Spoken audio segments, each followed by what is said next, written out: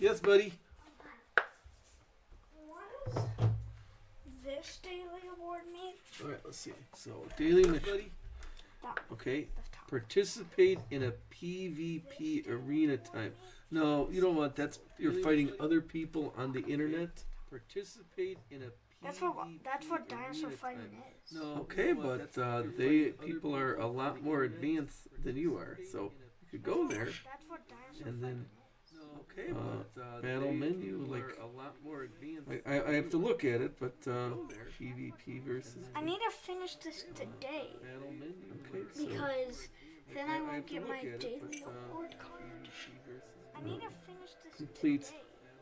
all submissions. Then I Well, you won't could get try my it. daily- So don't you have to click here and then challenge? No, but I have to All submissions. do 5 of those. Oh, okay. Click here. Oh, let's see. And then challenge. Okay. No, but I have to But yeah, that's just battle somebody. Oh, okay. I'm gonna get money somehow. Well, see, that's why, Brian, you have to save your money.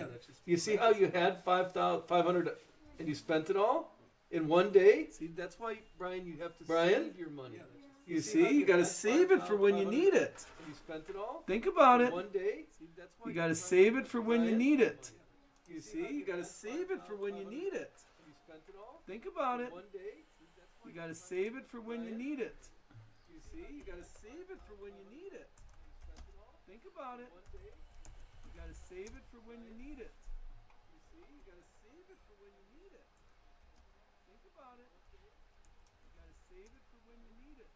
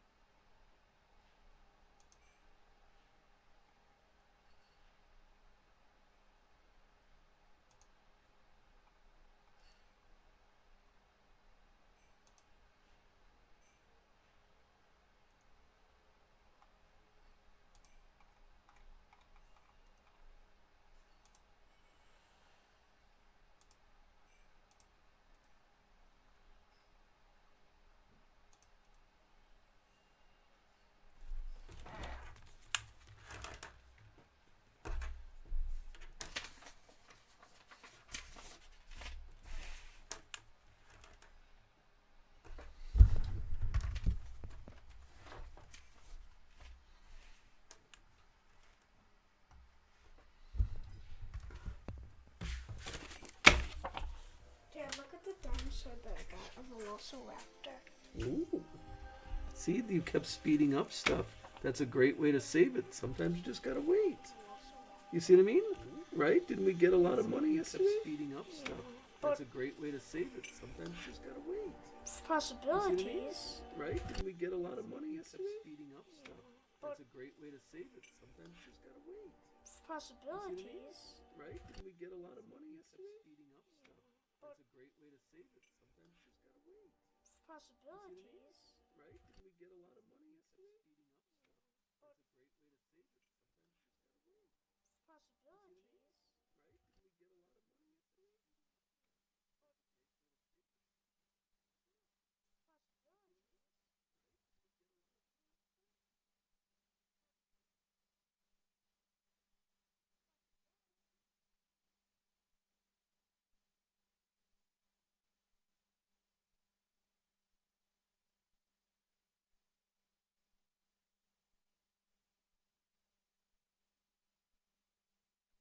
Morning, everybody.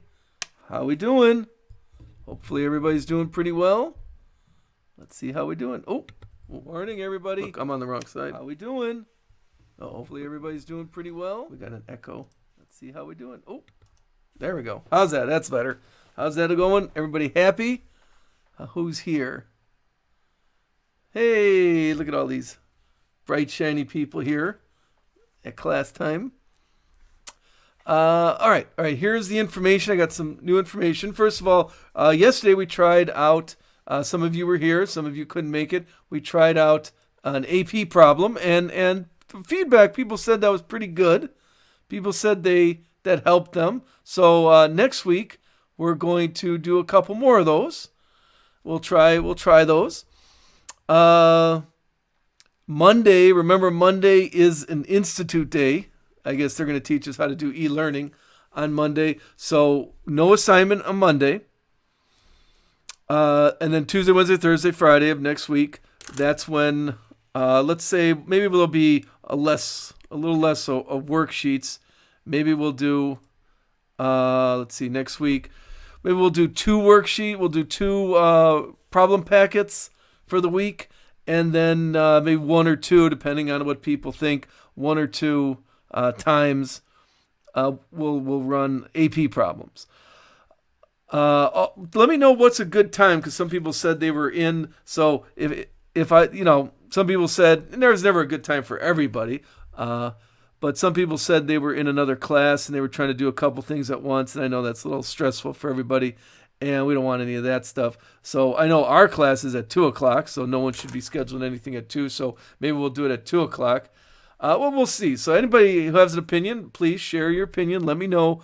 Send me an email, send me a message, whatever, on when's a good time to do those, because I think those are good practice. They're tough, little tougher problems. Yesterday's problem is posted up there. If you didn't get a chance to do it, it would really, what you want to do is you want to give yourself it's a 25-minute, although I think that problem was a little long for the AP type problems that they're going to give you. But anyway, we'll try it. Give yourself 25 minutes, do the problem, and then look at the answer.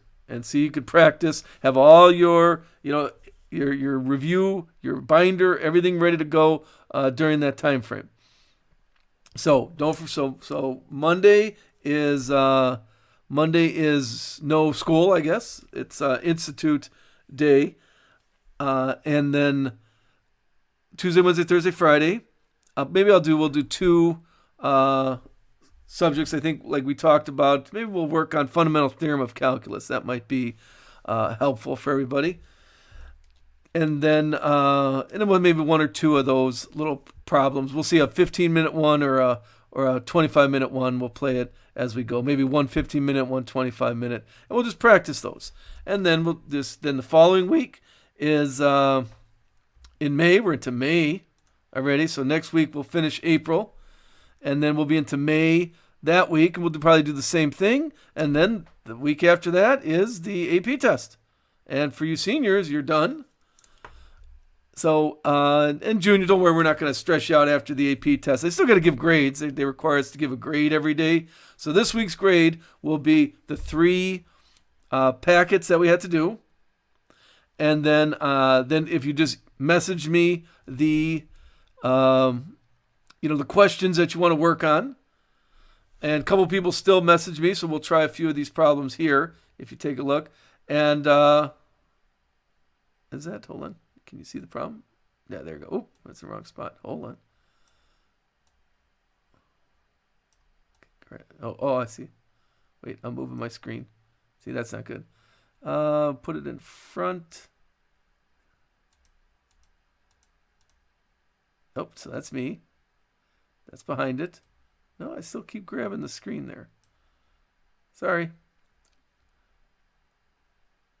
Yeah, let's put that in back. That should be at the end. All right.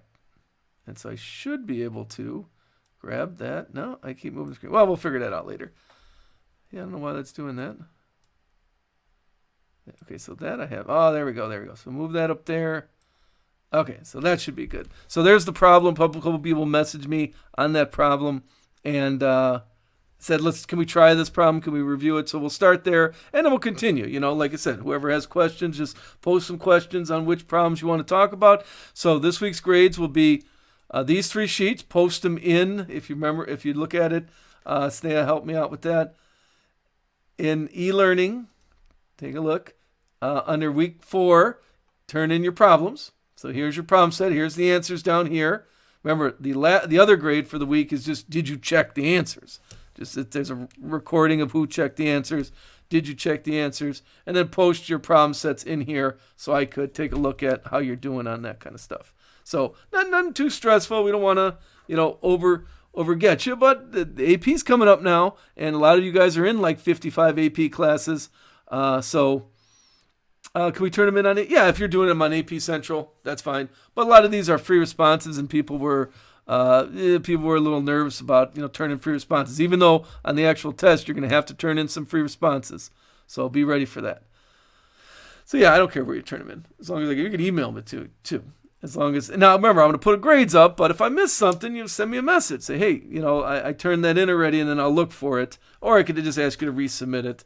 So yeah, we're getting close to the end. We've got 2 weeks left to the AP test. So let's keep preparing for that. So some people were asking about 10, if you're flipping through your papers, 10 point, let's go to 10.11, and they were asking about number 3 and 4. All right, so let's take a look at 3 and 4 here, and then think about any others that you want to talk about as we're working on them. Okay, so if you look at 3 and 4, you got a polynomial function. Okay, they gave you a polynomial here, and they said, all right, so we got p of, let me just write it down, p of x, and we got 7 minus 3 parentheses x minus 4 plus 5 parentheses x minus 4 to the second plus 6 parentheses x minus 4 to the second. Oh, no, not 6. 2 to the third, and then we have plus 6 x minus 4. I should plan ahead. Ran out of room again. Okay, so find f of 4. Now remember, f is the function. F is the actual function. This is the polynomial, the Taylor polynomial, a 4th degree. See what it says? A 4th degree Taylor polynomial. This represents the 4th degree Taylor polynomial. Okay, we want information about the function. So remember where it's hidden here. Okay, if we just grab a term, say the, sorry, I got to enlarge it because I'm old. Say the third derivative. If we want the third derivative is hidden right here. But the third derivative is not 2. Don't forget that. Remember, it helps if you just write the term out. This is the third derivative at 4 times x minus 4 to the third over 3 factorial. That's what produced that term. Everybody see that? And for example, if you want the actual value of the function, f of 4 is right here. This is f of 4 times x minus 4 to the 0 over 0 factorial. Okay. You see that? So, and there's an easier way to do the f of 4, but we'll get to that in a second. But you got to remember what each one of these terms represent. They were built from this. This is the general formula. So, for example, finding the third derivative comes from here. So I would just say that the third derivative at 4 times x minus 4 to the third over 3 factorial equals 2x minus 4 to the third. You see? That must equal that right there. So now we could solve for the third derivative at 4, cross multiply, bring that down there. So let me just show every step here. The third derivative at 4 is equal to 2x minus 4 to the third, and then we got a 3 factorial, we cross multiply, and an x minus 4 to the third right there. You see? When we cross multiply, when we solve for what we want to solve. And now, hopefully, we're pretty good. Cancel those out. 3 factorial, 6. So the third derivative at 4 is equal to 12. You see how we did that? Find it, find which one it is. Now, they gave us the terms. Sometimes they give us just a general formula, and then we just have to figure that out. But remember, it all keys off of the polynomial. The third, I knew x minus 4 to the third has the third derivative as the coefficient, divided by 3 factorial. So if they gave us a general formula, remember, you just got to match up the polynomial, the power out there, to see what matches up. Okay, this one, same idea. Okay, this is 1, so f of 4 equals 7. Now, an easier one to find f of 4 is, remember, that's the point of tangency. So the point of tangency is these values, the only value that these have in common are 4, 7. 4, 7 is the point of tangency. How do I know that? Because when I plug in 4 to this entire polynomial approximation, This 0, 0, 0. See, x equals 4. If x equals 4, 4 minus 4. Anything with this is 0, so P of 4 is the same as F of 4, which is 7. So that's the point of tangency. Everything else is just an approximation. So that answers question number 4.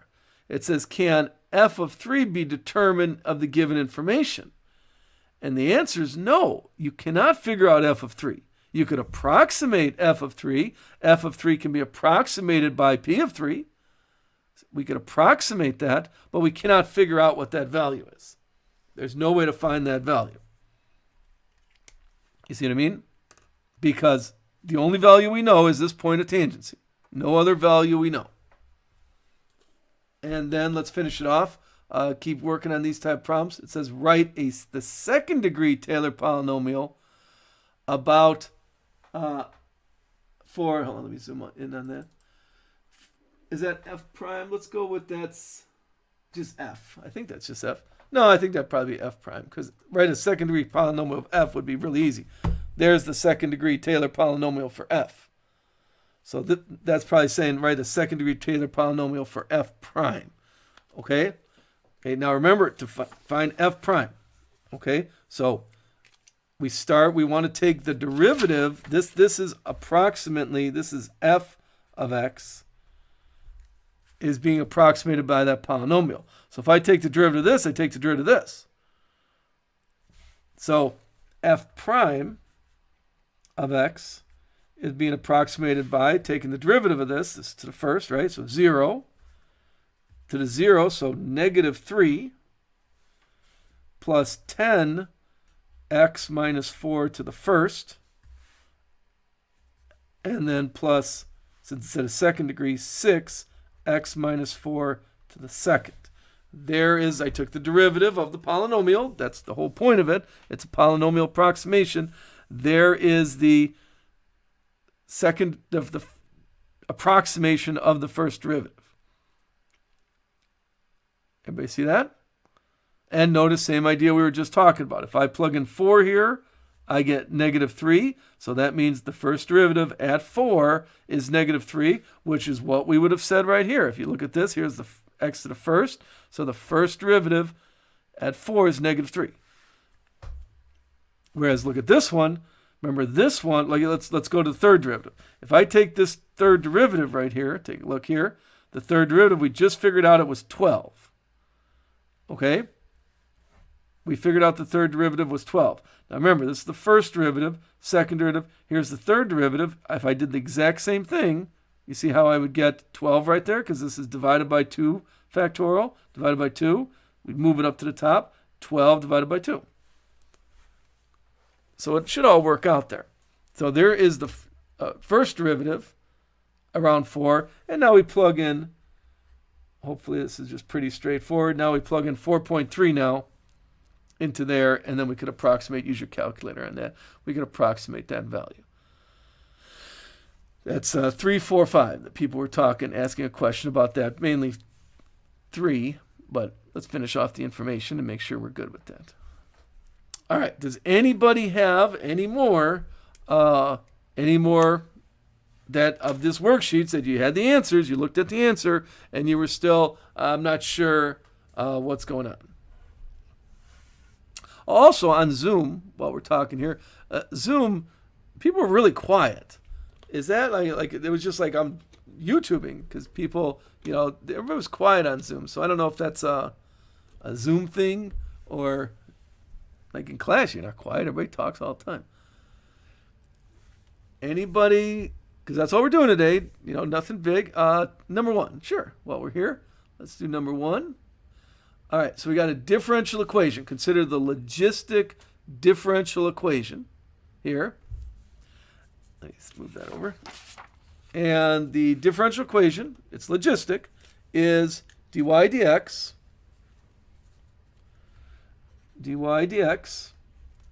is equal to y over 8 parentheses 6 minus y.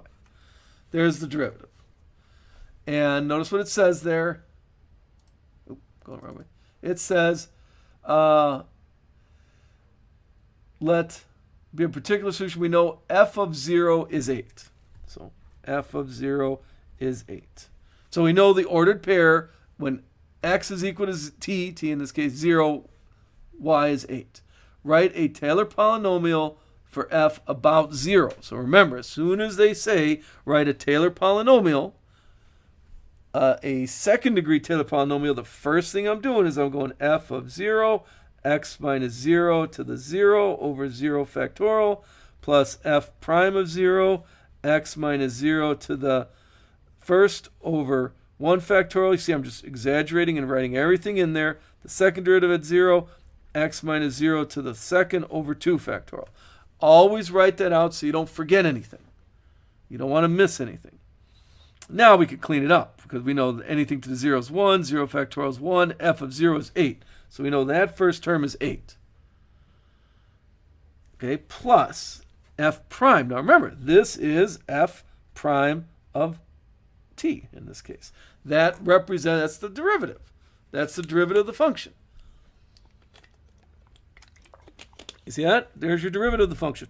So I plug in t is equal to 0, x is equal to, or y is equal to 8. All right. Oh, there's a y.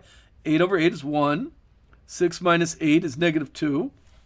So the first derivative at 0, 8 is negative 2. X minus 0, 0 to the first over 1 factorial. So far we got 8 minus 2x.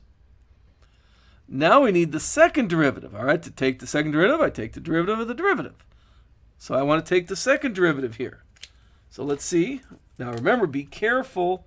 The second derivative is equal to. Now, I personally might make life easier for me if I distribute that so I don't have to do product rule. I have 6, so 3/4 y minus y squared over 8. So there, I just distributed that through. Okay, so now be careful of chain rule. Don't forget chain rule. Now it's 3/4 dy dx dt, I should say t. dy dt, yeah, I should have put a t down there. dy dt, be proper about it. Minus 1/4 y dy dt. Everybody see chain rule happen up there? That's the biggest mistake that people make all the time, is they forget the chain rule right there. Don't forget the chain rule. Is that okay? So now let's plug in the information. We already know the first derivative at this point, we just said it was negative 2. So I got 3/4 times negative 2. So let me put it outside here. It's negative 6 over 4 minus 1/4 times y. We said y was 8. So we're at negative 2 times another negative 2. So positive 4. Check my math there. One more time. Here's the second derivative. 3/4 times dy dx, or dy dt. We already said dy dt right here was negative 2. First derivative is negative 2 at this point. So it's 3/4 times negative 2 is negative 1.5. Now it's negative 1/4 times 8. So that's negative 2 times another negative 2 is positive 4. So this is 2.5, or 5 over 2. And then don't forget your x squared over 2 factorial. Let's see what I mean. You get all excited, you did all that work, and you forget the 2 factorial. Okay, so they write the answer for number 1, 8 minus 2x. And then how does that simplify? We got plus 5/4 x squared. There is our polynomial approximation. Armand, what do you think about that?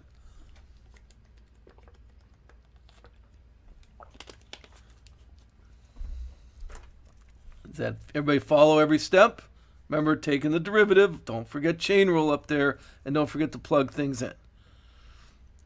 All right, well, he's thinking it's good. Good one. Okay, let's go. Jackie said, how about 10, same section, number, here we go. The last one, D. All right, so as soon as I see that, just the first instinct is Lagrange error, right? We're talking about Lagrange error. And what do we got here? It says it is known that the fourth derivative is less than 300. Okay, so they must be trying to talk about a little, okay, of the found in part. Let's go to part C.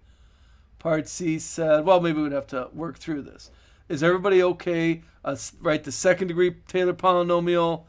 And were you okay writing the third degree Taylor? Well, let's go through it. Let's just go through just to make sure we're all on the same page here. Write a second degree Taylor polynomial for f. That's A.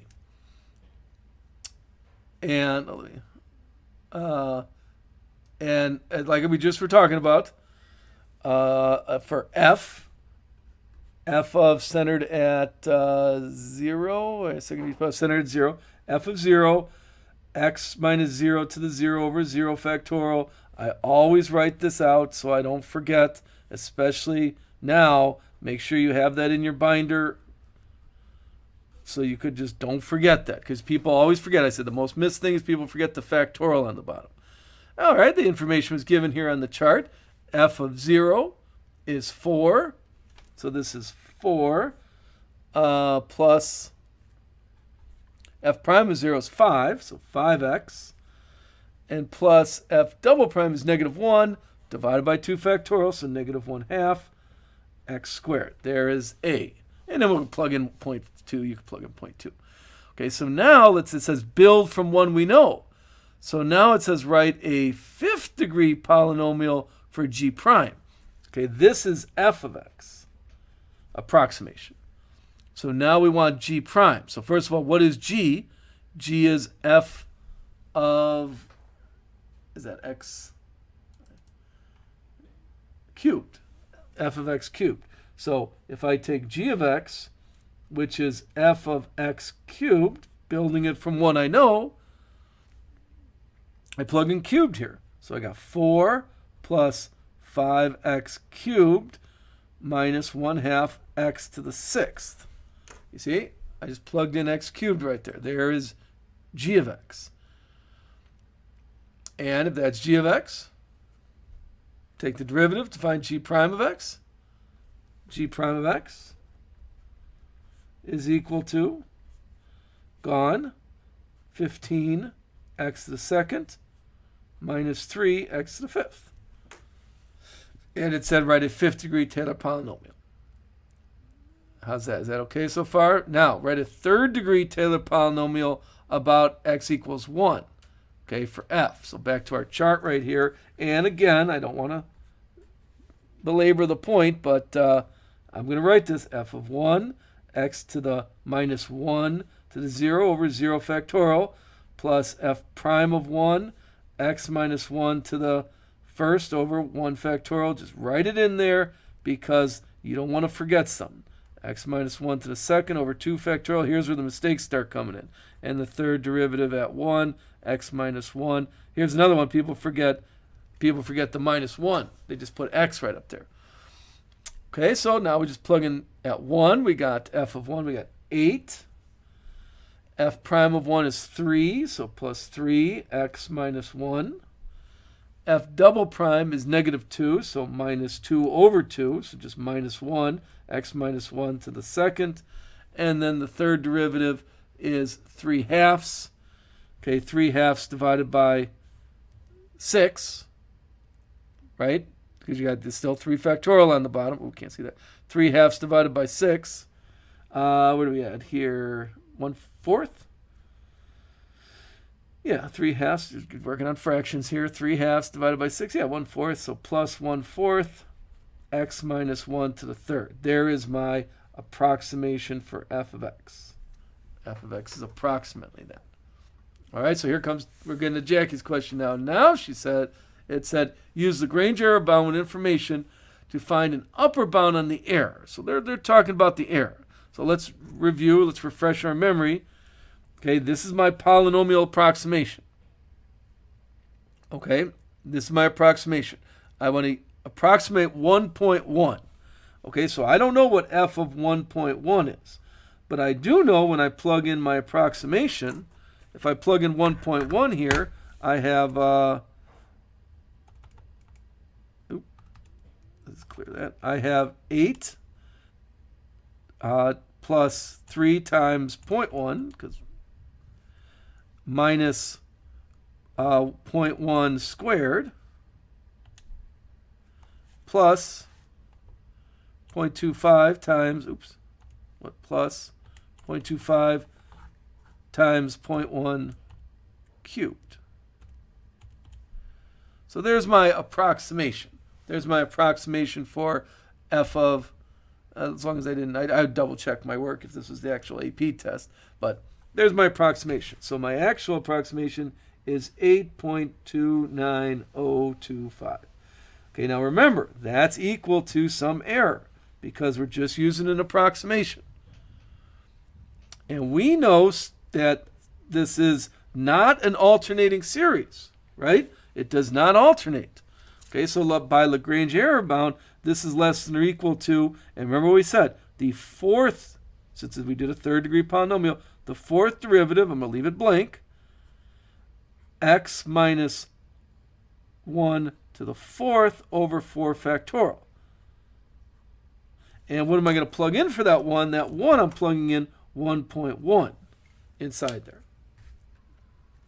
So what goes in that blank?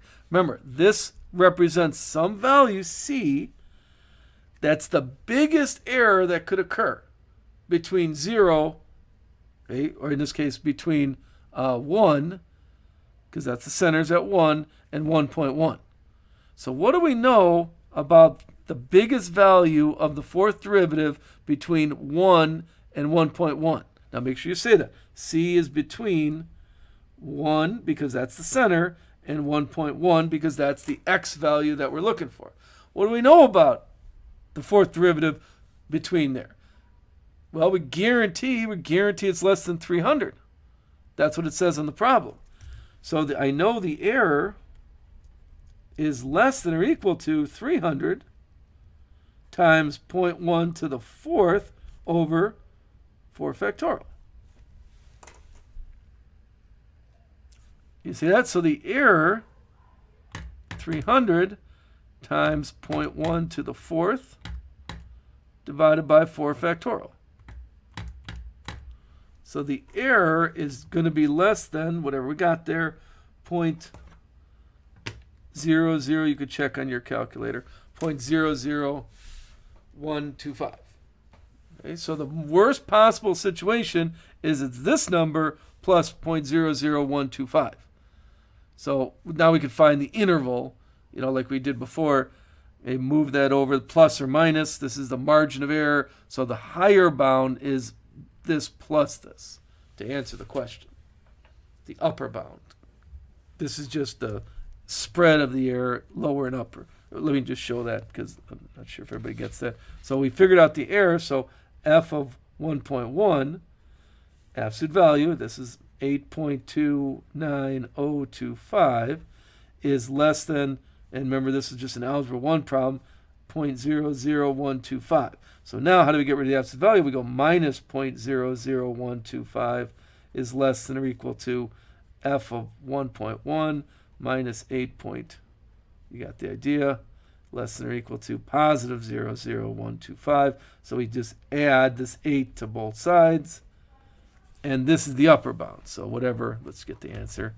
This plus 8.29025, if I did all my math right. This is the calculation. F of 1.1 is definitely less than or equal to 8.2915. If I did all my math right, if I typed something wrong on the calculator, that's where we're at right now. Okay, Jackie, what do you think about that? Did that Lagrange error make sense?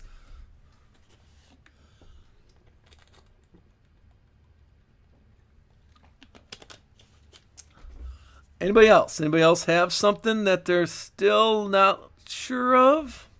Remember, check the answers, look up the answers, and all you have to do is you have to just drop your, we could email to me. You could do it online on AP Central, or you just put it in the little folder on Schoology that we put there. So, get working on that today. And then send me a message if something, like next week's times. I want to try to get as many people as I can to do those practice AP tests. And I mean, the guaranteed time, whether you like it or not, is 7:30, that's the time for first hour, and 2:00, that's the time for eighth hour. So that's, but we don't want to stress you guys out. I don't want to put too much in it, but it'd be nice to practice and see everybody and see how things are going for everybody. So finish these problems, post them this weekend. If you haven't finished something from before, do those, and just try to stay caught up on what we're doing. Okay, we'll have a couple more problem sets next week. Remember, Monday is an institute day, so you don't have to. There's not going to be anything posted. I'm not going to be online Monday, so I'll start fresh on Tuesday morning at 7:30, and I'll post up what we're doing, and then we'll maybe practice some. Okay? Anybody? Well, and like I said, you could always email me if you have any questions or anything like that. All right, have a good day, everybody.